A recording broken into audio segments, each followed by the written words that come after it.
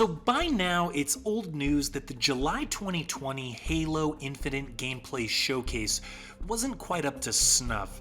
I thought the basic gameplay looked very promising. Classic jumping, hip firing, grenade tossing, weapon switching, vehicle commandeering Halo.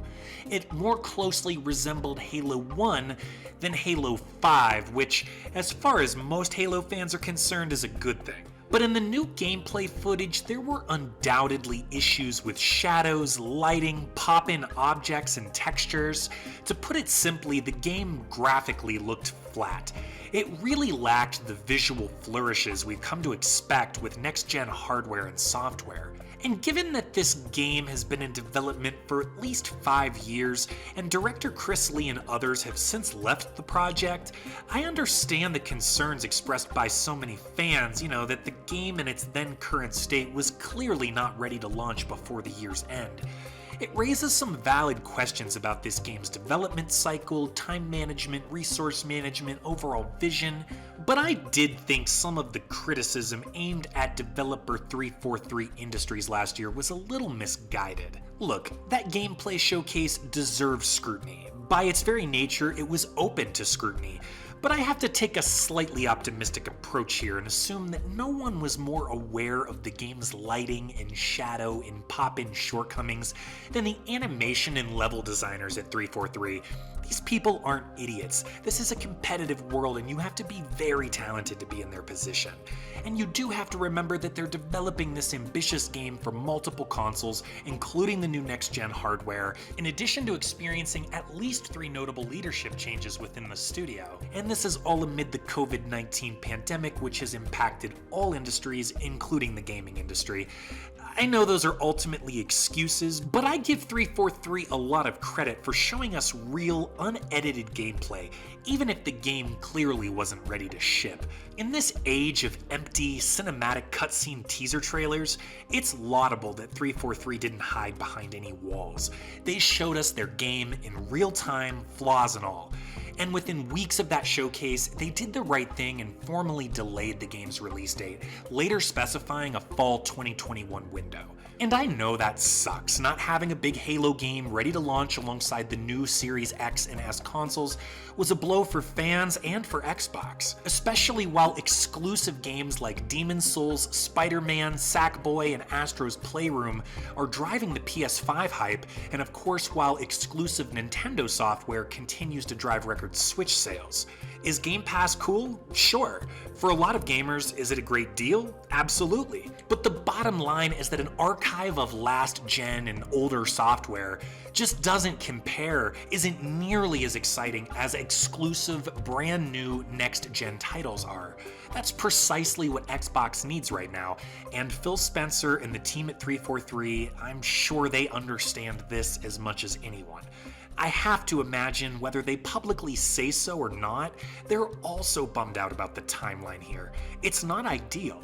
But do you know what game launch was even less ideal? Yeah, Cyberpunk 2077.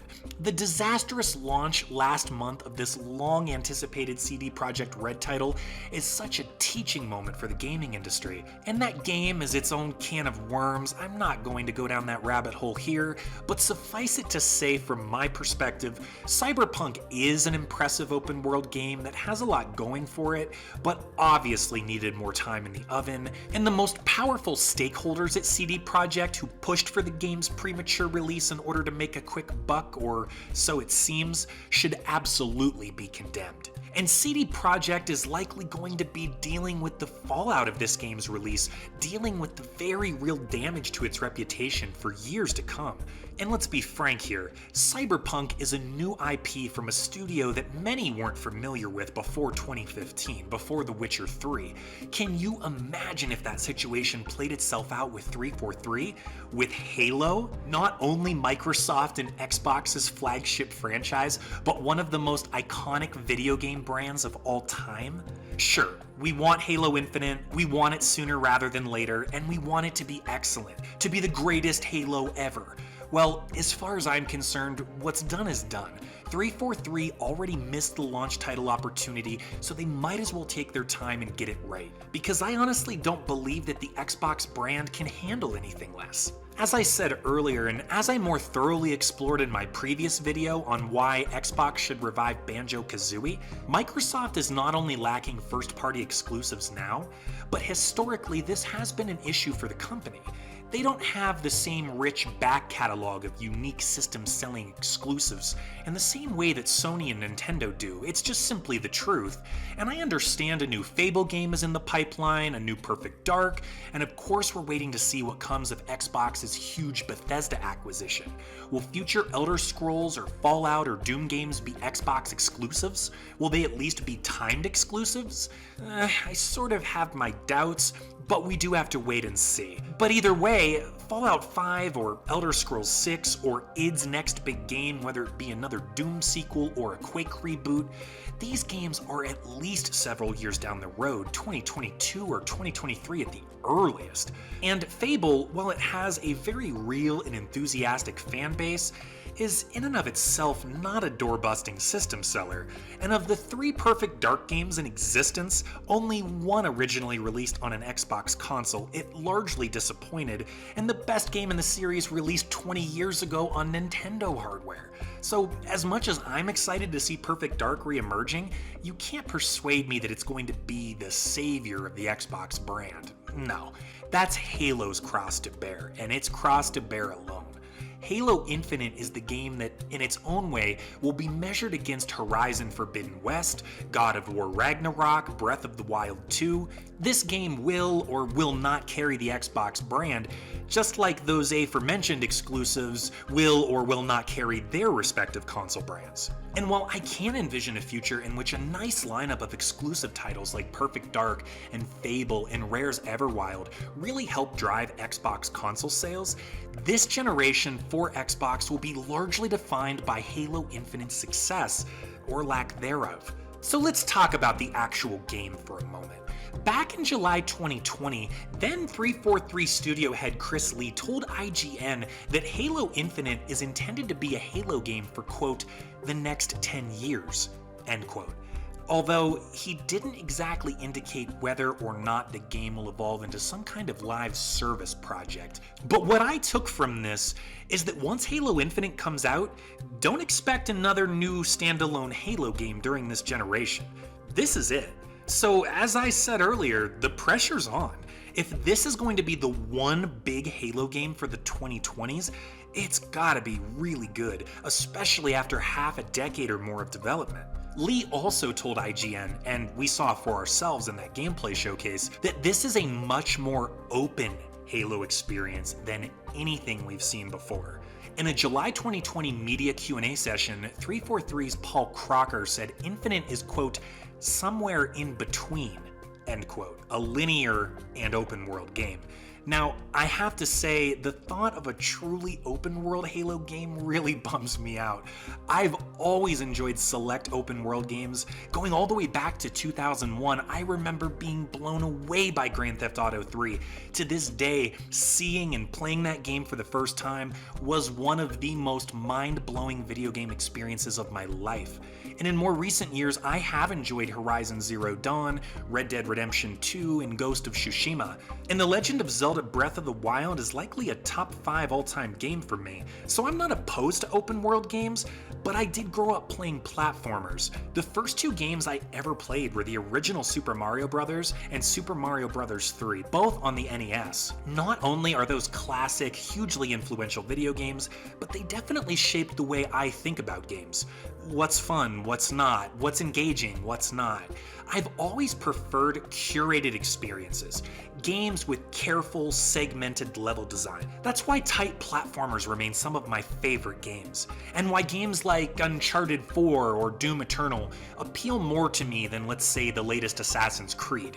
For me, the minute-to-minute gameplay in a, let's say, linear game is always more engaging than in a sandbox game. Because in a sandbox game, I'm probably not going to care too much about the story. You've given me the option to not care, so I'm gonna take you up on that. Frankly, in most open worlds, I'd rather just run around, kill enemies, and collect cosmetic items. And I'll probably have fun doing that, at least for a while, but in my experience, it will inevitably lead to feelings of boredom and aimlessness. And the thought of being asked to waypoint chase across a bloated Halo map, ugh. As a longtime fan of the series, I just don't want that. My worst nightmare is Far Cry, but it's actually Halo. Whereas my highest hope is that the game design would sort of resemble The Last of Us Part 2. So a linear game that is carefully curated and features scripted sequences, but is just wide enough in its design that it does encourage exploration and almost tricks your brain into believing you're navigating a true open world. I think strictly from a gameplay perspective, Naughty Dog really nailed that aspect of The Last of Us Part 2. It's kind of the best of both worlds, and I could see some version of that working with Halo Infinite. And let's remember that Halo, going all the way back to Halo 1 Combat Evolved, has always been like this to some degree. Wide linear design, you could call it. The Silent Cartographer mission immediately comes to mind, or Savo Highway from Halo 3, my personal favorite Halo game. Most Halo games have featured what you might call combat sandboxes. As the player, you're given freedom. You can be creative in which weapons you use, which vehicles you commandeer, if any, and ultimately how you traverse a given landscape and engage its enemies. That's honestly a hallmark of the series, so I'm okay with Halo Infinite's missions feeling big and open as long as the experience has its guardrails. I don't want to just run around like a lunatic. I want to feel motivated to push forward. I want those special scripted moments where you get your objective, hop in a warthog, hear the music kick in, slowly at first and eventually crescendoing as you crest a hilltop and uncover a sprawling enemy base. If you're a longtime Halo fan, you know exactly what I'm talking about. So I'm a little weary of this borderline open world talk, but I do remain optimistic. Some version of what Lee and Crocker have talked about could absolutely be the greatest campaign experience in all of Halo. It's just a wait and see situation. So lastly, I want to hit on 343 specifically, their track record and my expectations for Halo Infinite beyond the campaign level design. I first played Halo 1 on PC back in 2001 or 2002 and have been a Halo fan ever since. I have such fun memories with my dad of playing through that campaign and multiplayer. Specifically, Blood Gulch Team Slayer comes to mind. I've owned Xbox consoles for over a decade, and for me, the Master Chief Collection was the single reason why I purchased an Xbox One. But like most fans, I was weary when Bungie left the series after Halo Reach in 2010. Bungie created Halo, and they knew the Halo gameplay and aesthetics inside and out. And in my mind, Halo 3 was near perfect. I love that game, the multiplayer and the pacing of the campaign missions, and I'm obsessed with the ending. Chief sealing himself inside the cryonic chamber, telling Cortana to wake him when she needs him. In my opinion, one of the most badass video game character moments ever. So I was nervous. I almost didn't want Halo 4. I'll just use my imagination. I didn't need Chief to wake up. They'd just ruin a good thing. Surely they would. But to my surprise, new developer 343 won me over with their sequel.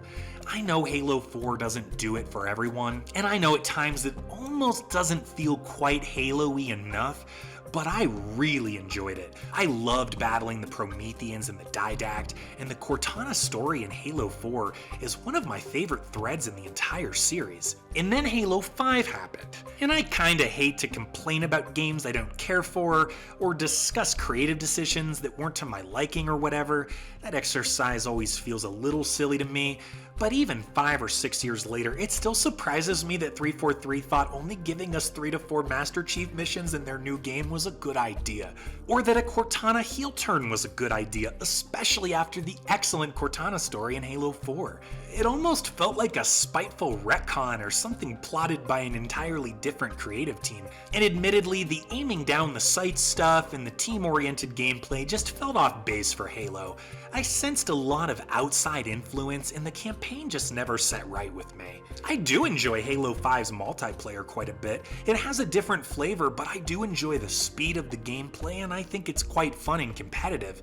But yeah, Halo 5, I think it's safe to say, is an objective low point in the mainline series. So in my book, 343 is 1-1. They won one and they lost one. So best 2 out of 3, Infinite is our tiebreaker. And that's why I was so encouraged to see what appeared to mostly be classically inspired Halo gameplay in that July 2020 showcase.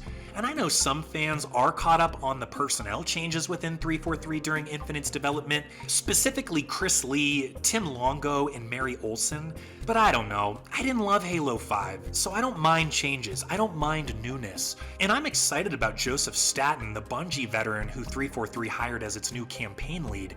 And as I already said, I'm good with the delay too, particularly in this post-Cyberpunk world. What's done is done. I want them to get it right. I believe they want to get it right. And I'm sensing Phil Spencer is very in tune with the industry at large, very in tune with the expectations of Xbox customers. We just saw an interesting situation where Xbox announced a new and increased pricing structure for Xbox Live, and then immediately walked it back and called off the changes entirely after listening to the negative response from their community. I know, there's always plenty to pick apart and criticize. Like, oh, they would have gotten away with it if they could have.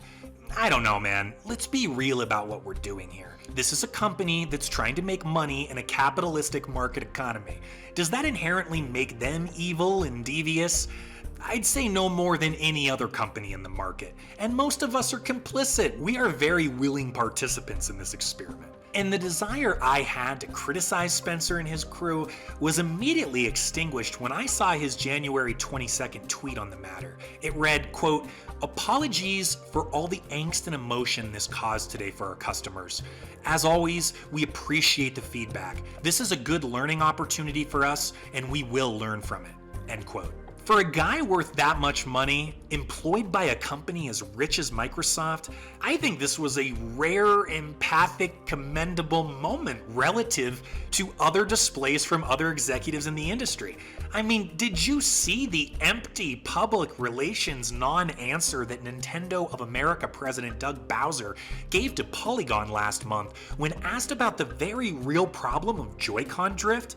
I feel like you have to take what you can get with people and with companies, and I do not believe for one moment that Phil Spencer and Xbox are leading the anti-consumer movement. I look at the short-lived Xbox Live pricing debacle this month, I look at how Spencer and the company handled the situation, and I just can't imagine that Halo on their watch in 2021 is ruined, that customers are screwed over, that fans are betrayed.